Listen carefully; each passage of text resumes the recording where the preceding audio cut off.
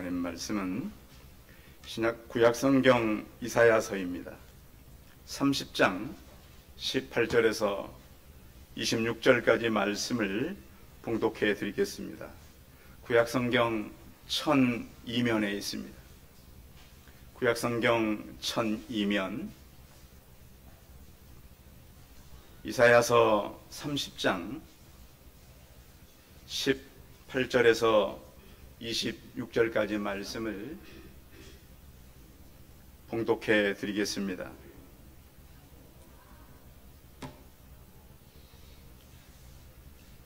그러나 여호와께서 기다리시나니 이는 너희에게 은혜를 베풀려 하시며 일어나시리니 이는 너희가 긍휼히 여기려 하심이라.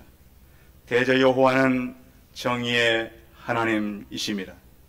그를 기다리는 자마다 복이 있도다. 시온에 거주하며 예루살렘에 거주하는 백성아, 너는 다시 통곡하지 아니할 것이라. 그가 내 부르짖는 소리로 말미암아 내게 은혜를 베푸시되 그가 들으실 때에 내게 응답하시리라. 주께서 너희에게 환난의 떡과 고생의 물을 주시나 내 스승은 다시 숨기지 아니하시리니 내 눈이 내 스승을 볼 것이며 너희가 오른쪽으로 치우치든지 왼쪽으로 치우치든지 내 뒤에서 말소리가 내 귀에 들려 이르기를 이것이 바른 길이니 너희는 이리로 가라 할 것이며 또 너희가 너희 조각한 우상에 입힌 은과 부어 만든 우상에 올린 금을 더럽게 하여 불결한 물건을 던진같이 던지며 이르기를 나가라 하리라. 내가 땅에 뿌린 종자에 주께서 비를 주사 땅이 먹을 것을 내며 곡식이 풍성하고 기름지게 하실 것이며 그날에 내 가축이 광활한 목장에서 먹을 것이요 밭가는 소와 어린 나귀도 키와 새사랑으로 까부르고 맛있게 한 먹이를 먹을 것이며 크게 살육하는 날 망대가 무너질 때에 고산마다 출렁마다 그 위에 개울과 시냇물이 흐를 것이며 여호와께서 자기 백성의 상처를 싸매시며 그들의 맞은 자리를 고치시는 날에는 달빛은 햇빛 같고 햇빛은 7배가 되어 7날의 빛과 같으리라. 아멘. 옆 사람과 서로 인사하겠습니다. 반갑습니다. 오늘 예배에 참여하신 분들을 소개하겠습니다. 저희 교회에 인근에 계시는 올로 목사님이신데요. 사실은 제가 오래전부터 이렇게 뵈왔습니다. 가끔씩 이제 우리 김영길 집사님 식당에 가시면 두 부부에게 성경 공부도 가르치고 참 목양에 이렇게 많이 이렇게 힘쓰시고 또 제 주변에 이렇게 보니까 열심히 전도도 하시는 것 같았어요. 그래서 교회 가까운데 은퇴는 하셨는데 저희 교회에 오신다 그래서 참 오시면 좋겠다 하셔서 오늘 참여하셨습니다.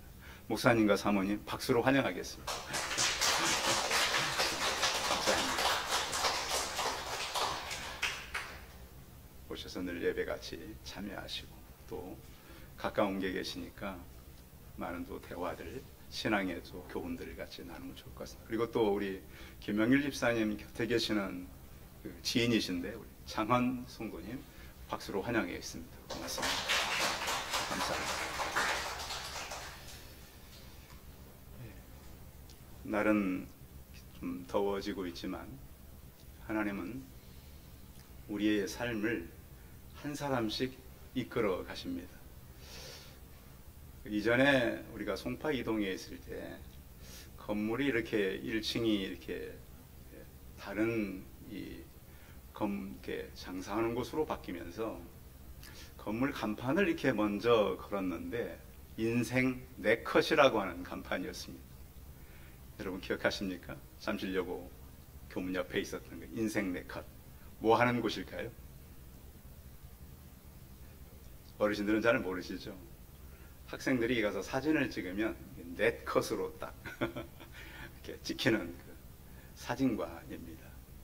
그런데 그 사진관이 주변에 여러 개 있었는데 많이 없어지고 요즘에 그것만 남아있는 것 같아요. 저는 그걸 보면서 그런 생각을 했습니다. 저 인생은 정말 인생 네컷이었거든요. 저는 17살 때까지 부모님과 함께 살았습니다. 그러면서 13살에 예수님은 제가 교회에 가서 만나게 됐고, 제 인생 일컷은 17살 때까지 부모님과 함께, 그 이후로부터는 부모님과 같이 살 수 있는 시간이 거의 없었습니다. 가끔씩 찾아만 갔죠. 그리고 나서 두 번째 저의 인생은 14년 동안 고등학교를 졸업하고 또 군대를 가고 결혼을 하고 또 대학을 가고 대학원을 졸업하고 또 그 기간 동안에 여러 일이 있었는데 그 기간이 14년이었습니다. 그러니까 17년, 14년. 그 다음에 제가 이제 이전에 있던 새순교회, 거기 제 인생의 가장 황금기였습니다. 33살에 가서 46살까지 14년을 있었습니다. 거기서 14년을 있는 동안 많은 제자들, 지금 저희 교회에 와 있는 부교육자들도 다 그때 만난 연결로 인해서 세워졌고, 우리 중직자들도 그때 만난 분들이 계십니다. 그래서 거기서 아무튼 굉장히 많은 선교사들, 목사님들, 사모님들, 수십 명입니다. 지금 여기 우리 앉아있는 수의 배 이상이 그때 만난 제자들입니다. 그런가 하면 지난번 있던 송파 이동에서 14년, 그러고 보니까 그것이 17년, 14년, 14년, 14년, 이것이 제 인생 네컷이었습니다. 그렇게 살면서 제게 하나님께서 질문하시는 것이 하나 있었습니다. 뭐냐면, 너의 삶의 과정을 내가 하나님을 기다리는 것이냐, 하나님이 나를 기다리는 것이냐. 여러분 그런 질문 해보셨어요? 살아오시면서 내가 하나님을 기다리는 겁니까? 하나님이 나를 기다리는 겁니까? 네? 설교 끝났는데. 자, 우리는 내가 하나님을 기다린다고 생각하잖아요. 하나님 왜 이렇게 기도를 빨리 응답 안 하시고, 왜 이렇게 더디게 일하시고, 내 인생을 이렇게 이끌어갈까? 그런데 오늘 말씀 속에서 제가 드린 질문을 계속 생각하면서 들으시면, 내 인생이 과연 내가 하나님을 기다린 것인지 하나님이 나를 기다리신 것인지를 대답을 들을 수 있습니다.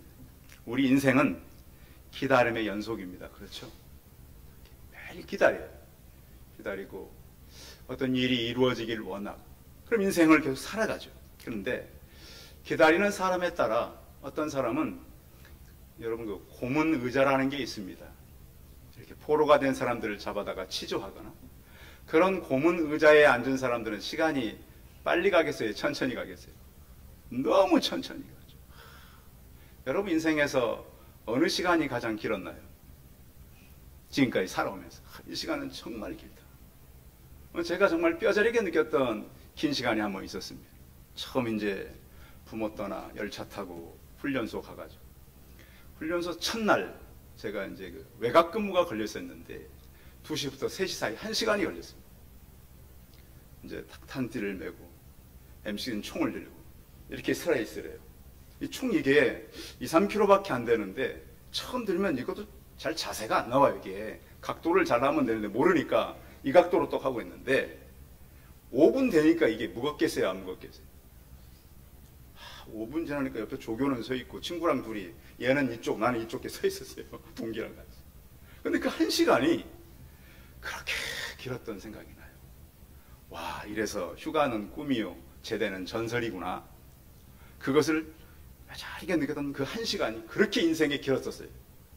그런데 편안한 의자에 여러분 앉아있으면 시간이 빨리 가죠. 그렇죠?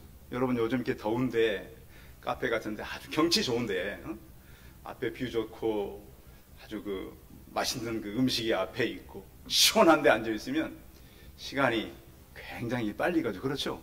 한나절이라도 얼마든지 또 좋은 음악을 듣고 그 앞에 좋은 사람들과 얘기하고 있으면 시간은 금방 갈 수 있어요. 그런데 우리의 기다림은 어떤 시간이냐면 성숙해지는 과정이라는 거예요. 한국 사람들이 빨리빨리 한다 그러는데 그렇지 않아요. 준비되어 있기 때문에 빨리빨리 할 수 있는 거예요. 우리 어르신들은 다 알 텐데 밥을 한번 드시려면 얼마나 여러 번의 수고가 있어야 되는지 아시잖아요. 저희 어릴 때도 보면 어머니가 이렇게 샘에 가서 일단 물을 길어와야 되잖아요. 공동 우물 샘이 가깝지가 않아요. 어머니 가셔서 한참 그 물동에다 물 가져오셔가지고 소 닦고 거기에다가 이제 쌀이나 보리를 섞어서 이렇게 씻고 그러고 나서 이제 잘 앉혀서 또 뭘 해야 돼요? 불을 떼야 돼. 여름에도 이렇게 식구들이 많으니까 일하고 오셔서 불을 막 떼고 그래가지고 이제 또 그것이 어느 정도 익고 나면 또 반찬을 막 준비하고 그 시간이 많이 걸려요. 요즘하고는 너무 달라요. 그래서 한참을 기다려야 음식을 먹을 수가 있었어요. 그래서 우리 인생도 어떻게 보면 그 기다림의 시간은 이 생쌀이 밥이 익어가는 것처럼 우리의 삶이 성숙해지는 시간이 바로 기다림의 시간인 거예요.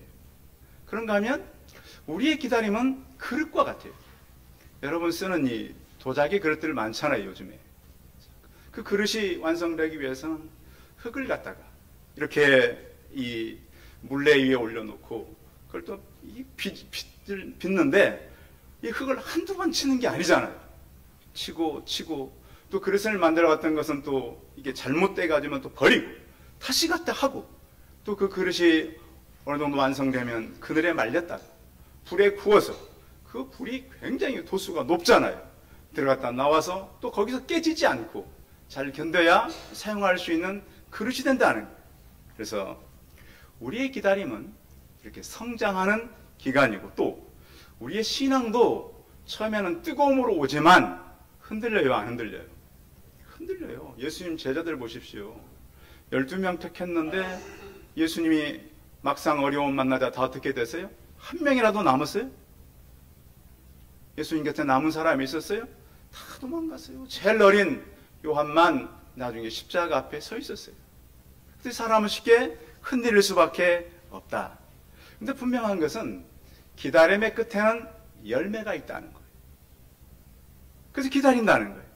그리고 또 믿음의 사람들 보면 다 기다림의 사람들이었어요. 아브라함은 갈 바를 알지 못하고 난민으로서 기다려요. 여러분 난민 아시잖아요. 공항 가가지고 이렇게 오갈 데 없이 난민 돼가지고 기다리는 사람들이 있잖아요. 아브라함이 그랬어요. 계속 갈 때마다 텐트, 장막 가지고 다니면서 나중에 사라가 떠난 후에야 그 가나안 땅을 산단 말이에요. 이렇게 정처 없이 기다리는 삶. 모세의 수십 년의 도피 생활, 야곱의 20년의 도피 생활, 욥의 고난의 시간. 욥기가 우리가 볼 때는 기간이 얼만가? 근데 이 성경학자들의 얘기를 종합해보면 욥이 고난받은 기간이 한 30년 정도가 넘는다는 그 기간 동안 그 고난을 받으면서 기다렸어요. 어디 그런 줄 아십니까? 예레미야는 기다리다가 진흙구덩이에 빠졌고요. 다니엘은 사자굴에 빠졌고 바울은 유라굴로라고 하는 태풍에 빠지기도 했습니다. 그런데 하나님은 다 거기서 구해주셨어요? 안 구해주셨어요? 다 구하셨어요. 혹시 여러분들이 깊은 수렁에 빠졌거나 인생의 깊은 골짜기에 빠졌다면 하나님은 반드시 나를 구한다는 사실을 믿으시기 바랍니다. 그런 거예요. 왜 성경에 이런 걸 기록해 놨겠어요? 누구든지 하나님 믿는 사람들은 다 살린다, 구한다, 이런 믿음으로 살아가시기 바랍니다.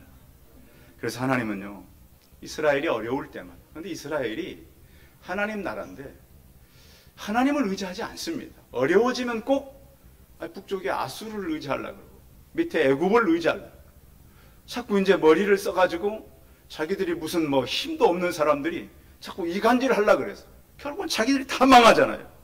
그래서 우리는 성경을 통해서, 성경은 하나님이 돕는 미래 지향적인 책임을 믿으셔야 돼요. 성경을 보면 사람의 미래가 있어요. 그래서 여러분들 성경을 소리내서 읽는 것도 좋아요. 성경학자들이 발표한 얘기가 뭐냐면 성경대로 읽었더니 성경의 역사가 나타나더라는 거예요. 그래서 읽으라는 거예요. 왜 써놨어요? 저희 교회 보면 정말로 시간 없는데 신실하게 성경 읽는 분들이 계세요. 참 대단하세요. 그 피곤한 시간을 쪼개서 성경을 읽어요. 변하겠어요? 안 변하겠어요? 사람이 변하고 인생이 바뀌어간다는 거예요. 그래서 성경은 우리를 통해서 희망을 주고, 기다림이라고 하는 것은 결국 뭐냐? 한번 따라하겠습니다. 하나님의 기다림에 참여하는 것이다. 내가 기다리는 줄 알았더니 우리 기다림은 하나님의 기다림에 뭐 하는 거라고요? 참여하는 거예요. 교회 공동체는 그래서 하나님의 기다림에 다 같이 참여하는 거예요. 그래서 오늘 말씀은 이사야를 통해서 우리가 대답을 듣기를 원하는데 18절 같이 읽어봐요. 18절 시작. 그러나 여호와께서 기다리시나니 이는 너희에게 은혜를 베풀려 하시며 일어나시리니 이는 너희를 긍휼히 여기려 하심이라. 대저 여호와는 정의의 하나님이심이라. 그를 기다리는 자마다 복이 있도다. 자, 하나님께서 뭐 하신다고요? 우리를 기다리신다. 근데 우리는 잘 몰랐죠. 우리가 막 기다리는 줄 알았죠. 근데 성경을 확인해 보니까 하나님께서 우리를 기다리신다는 거예요. 그런데 성경은 뭐 하기를 기다리냐면 돌아오기를 기다려요. 지난주에 우리 나눴잖아요. 무엇을 가지고 돌아오라고요? 무엇을 가지고? 말씀을 가지고 돌아오라 그랬잖아요. 그래서 말씀을 기록해 놓은 거예요. 돌아오되 조건이 있다. 무엇을 가지고 돌아오라고요? 말씀을 가지고. 생명의 말씀이잖아요. 근데 사람들이 말씀을 읽지도 않고 잘 몰라요. 제가 이렇게 질문들을 해보니까 사람들이 말씀을 읽기를 하는데 깊이 내려가지는 못했어요. 호미로 그냥 몇 번 긁다가 마는 것 같아요. 우리 성도님들은 무엇으로 파라 그랬죠? 제가 무엇으로 파라고요? 말씀을 포크레인으로 파라고요. 깊이 파야 돼요. 그렇지 않고는 그냥 호미로 좀 깔짝깔짝, 죄송한 표현을 그래서 좀 하다가 많은 거예요. 그래서 성경의 깊은 의미를 혹 들어가시기 바랍니다. 하나님은 징계 중에라도 돌아오기를 원하셨어요. 우리가 지금 아침 새벽마다 에스겔서를 읽어가고 있잖아요. 1차 포로, 2차 포로, 마지막 3차 포로를 남겨놓고 에스겔에게 많은 것들을 보여주세요. 지금 우리가 상상할 수 없는 많은 것들이 에스겔서에 나와요. 저 우리가 상상해도 다 알 수 없고, 왜냐하면 그 바퀴 모형이라든지 바퀴 옆에는 눈이라든지 또 직각으로 흘러가는 거라든지 천사의 모습인데 사람의 손이 있는 이런 것도 우리가 그림에서도 보기 어려운 거란 말이에요. 근데 왜 그런 걸 보여주는가? 말씀으로 돌아오지 않으면 어떻게 한다는 거예요? 심판하신다는 거예요. 그래서 우리는 하나님께서 우리가 살아갈 수 있는 방법은 말씀을 가지고 돌아가야 된다. 성경은 깊이 우리가 읽어보면 하나님의 마음이 기록되어 있습니다. 그것을 가장 깊이 설명한 것이 누가복음 15장에 있는 돌아온 둘째 아들 이야기입니다. 우리 잘 알잖아요. 그런데 하나님은 어떻게 표현하고 있냐면 그 아들이 그렇게 아버지의 것을 가지고 와서 창기처럼 다 먹었지만, 없애버렸지만 돌아왔을 때 그거 어디다 썼냐고 물어보셨어요? 안 물어보셨어요? 저 같으면 뭐 하겠어요? 야, 그 많은 거 어떻게 없앴냐? 누구랑 하다가 없앴냐? 근데 그 아버지는 어떻게 하셨어요? 자, 원래 집을 나간 사람은 집을 돌아올 때 나갔던 사람이 사람을 빨리 발견하겠어요? 집에 있는 사람이 빨리 발견하겠어요? 어때요? 집 나와본 경험 없으셔요? 자, 아들이 집을 나갔는데 아버지는 그 오는 것을 그 찰나에 보고 있었어요? 안 보고 있었어요? 그게 하나님이에요. 얘가 언제 올지, 새벽에 올지, 밤에 올지 모르는데 그 오는 것을 아버지가 먼저 보셨다는. 그게 누구의 마음? 아버지의 마음. 다 거지가 돼가지고 돌아왔는데 송아지를 잡고 손에 가락지를 끼우고 옷을 입히고 신발을 신겨서 풍악을 올려서 잔치하는, 이것이 바로 아버지 마음이라는. 자, 누가 기다렸어요? 누가복음 15장에 아들이 기다렸어요? 아버지가 기다렸어요? 그 마음이라는. 그 마음은 오늘 이사야를 통해서 우리에게 말씀하는 거예요. 그렇다고 아들이 돌아와서 기쁨이 아니었어요. 사실은 그 집에는 큰아들 때문에 아버지의 눈물이라고 기록하고 있는 거예요. 한 명이 들어왔더니 한 명이 집 나간다 그러잖아요. 이게 하나님 아버지의 슬픔이다. 이방인들이 다 들어왔더니 유대인들이 나가는 시대 아닙니까? 지금 그렇지 않습니까?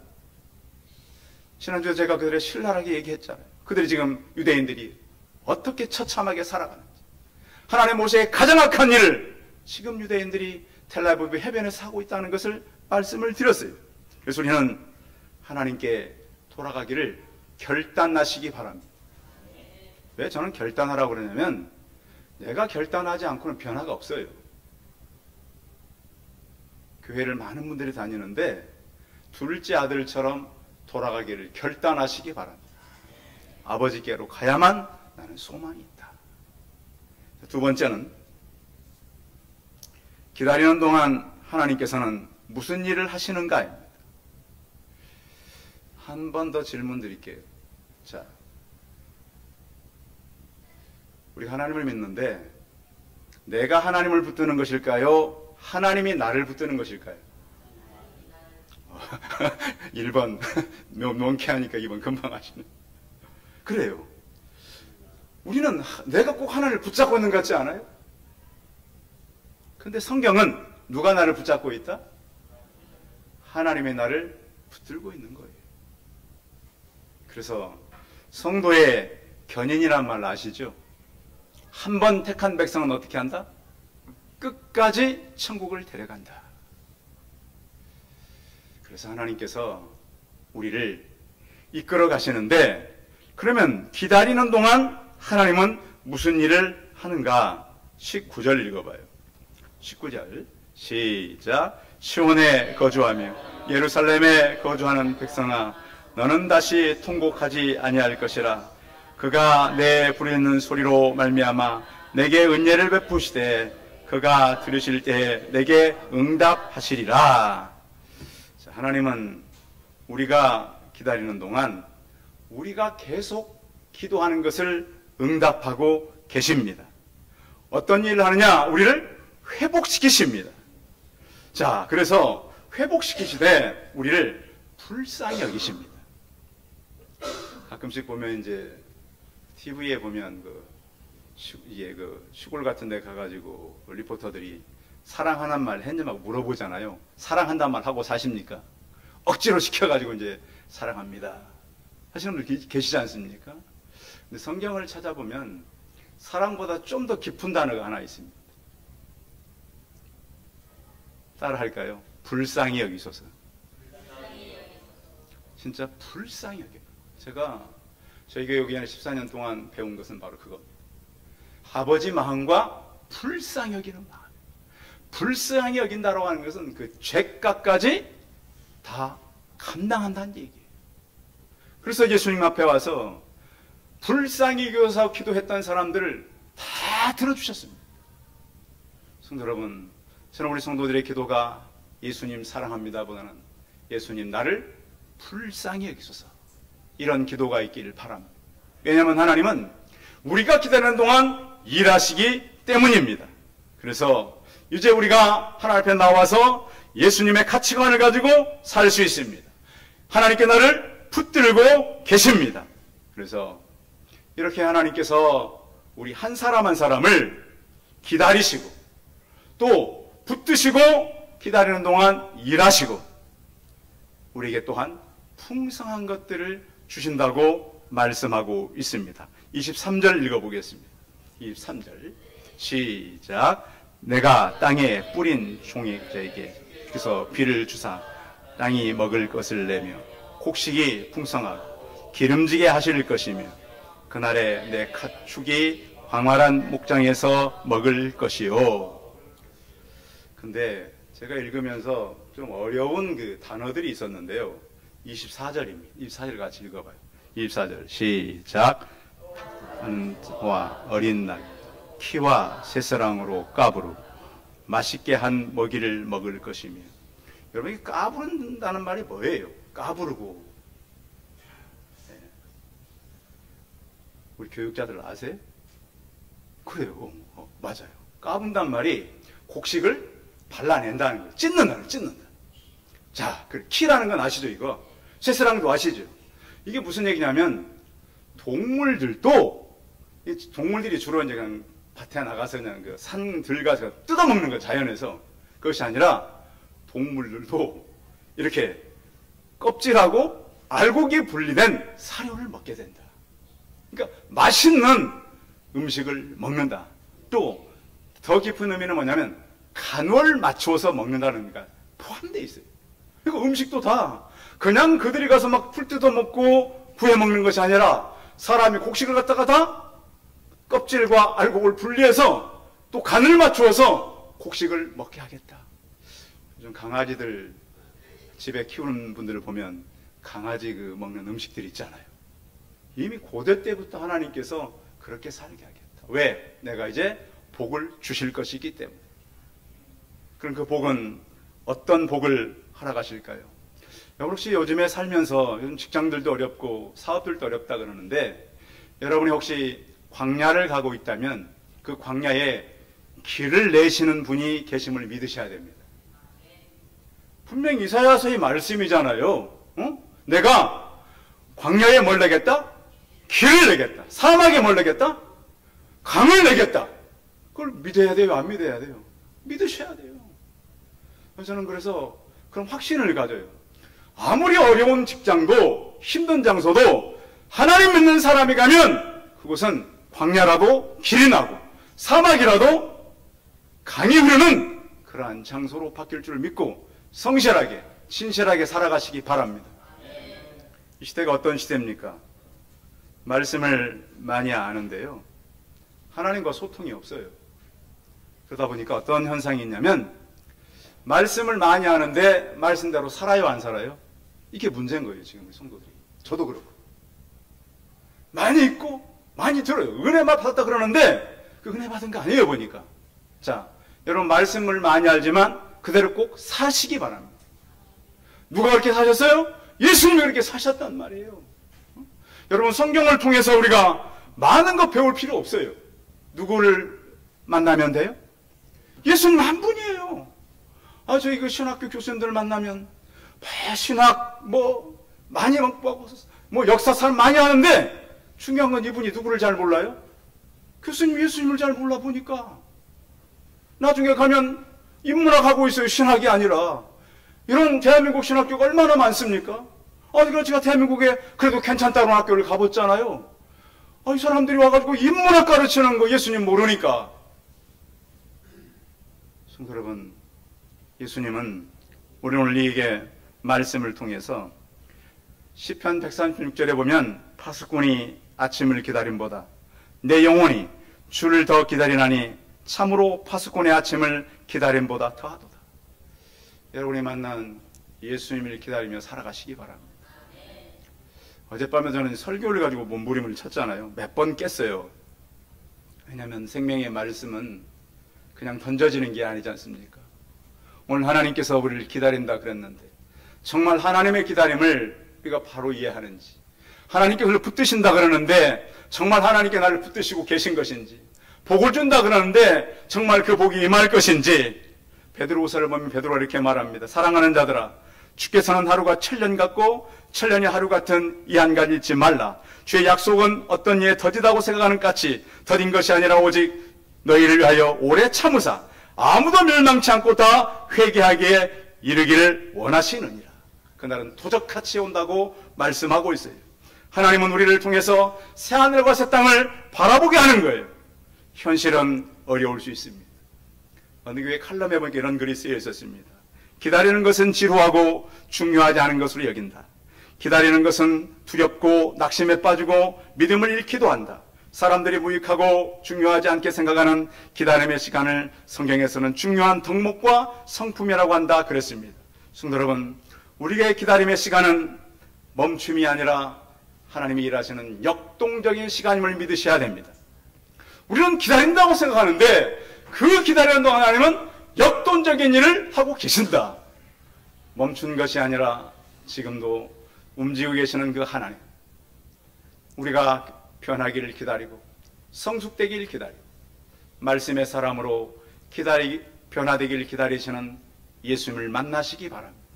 그래서 이 무더운 여름도 주님과 함께 동행하시고, 오늘 이사야가 정말 그 평생에, 이사야는 그가 기도하는 것이 응답된 것이 없어요. 그 평생에 좋은 걸 본 적이 없어요. 그러나 하나님께서 영원히 하실 하나님 바라보 그들을 기다리고 계셨던 하나님을 만난 것처럼 나를 기다리고 계시는 예수님을 만나는 그러한 삶들이 되시기 바랍니다. 기도하겠습니다. 전능하신 하나님, 우리는 성경을 많이 읽고 많이 배우기도 합니다. 그러나 성경의 가장 중요한 사상은 나를 기다리시는 하나님을 만나는 것입니다. 나를 붙드시는 예수님을 만나는 것입니다. 기다림은 멈춤이 아니라 역동적인 하나님의 일하는 시간임을 알게 하여 주옵시고, 우리가 말씀을 가지고 돌아가고 일하신 하나님 앞에 순종하고 풍성한 삶을 약속하고 있사오니, 우리가 가는 곳마다 하나님께 주시는 풍성한 열매를 맺고 살아가는 우리의 삶들 될 수 있게 하여 주옵소서. 주 예수 그리스도의 이름으로 기도하여 싸움나이다. 아멘.